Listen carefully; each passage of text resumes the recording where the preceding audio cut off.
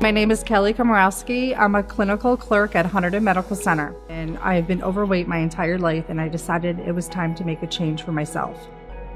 I met with my family doctor, and she suggested that I try the Center for Advanced Weight Loss.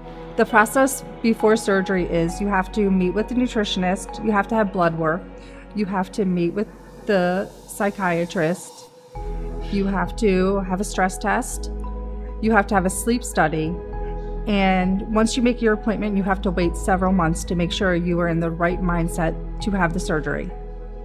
To date, I have approximately lost 130 pounds. Pre-surgery, I was borderline diabetic, and now I am not. My cholesterol is better.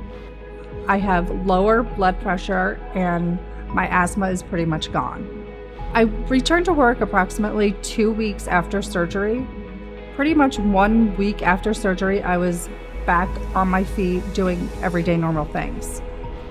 I feel physically 100% better. I would do it again in a heartbeat. Mentally, it's affected me that if I see the food, I don't always have to eat it.